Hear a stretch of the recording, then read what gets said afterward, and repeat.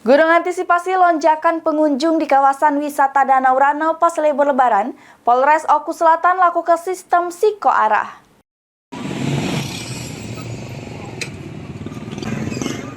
Untuk mengantisipasi lonjakan pengunjung yang bisa menimbulkan kemacetan di kawasan wisata Danau Ranau selama libur Lebaran, Satlantas Polres Oku Selatan bekerjasama dengan Dinas Perhubungan Oku Selatan berlaku ke rekayasa lalu lintas searah atau one way. Rekayasa lalu lintas ini diberlakukan khusus di kawasan wisata Danau Ranau dengan jadwal pemberlakuan dari 1 April sampai 6 April 2025 mulai jam 7 pagi sampai jam 5 sore. Pemberlakuan one way ini bertujuan untuk mengatasi kemacetan, namun terjadi lonjakan pengunjung serta antrian kendaraan di jalur wisata Danau Ranau. Selain itu, bagi pengendara kendaraan yang masuk serta nikmati keindahan kawasan wisata Danau Ranau, disarankan masuk lewat Jalan Raya Simpang 3 Pila Pusri sama pintu keluar lewati ikon Danau Ranau, Kecamatan Banding Agung.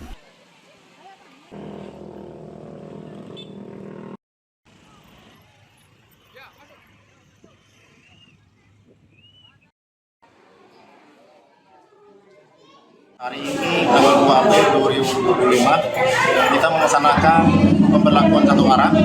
Seperti tahun-tahun sebelumnya, semua kendaraan kita arahkan masuk lewat Pusri, kemudian ke Pantai Pelangi, lalu keluar terakhir di ikon Danau Ranau.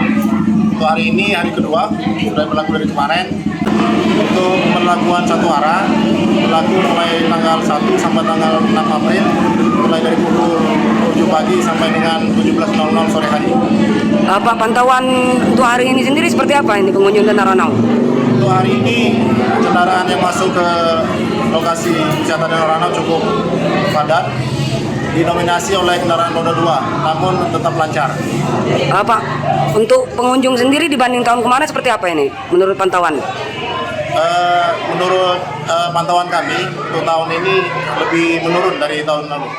Dari Oku Selatan, Sri Fitriana, PAL TV.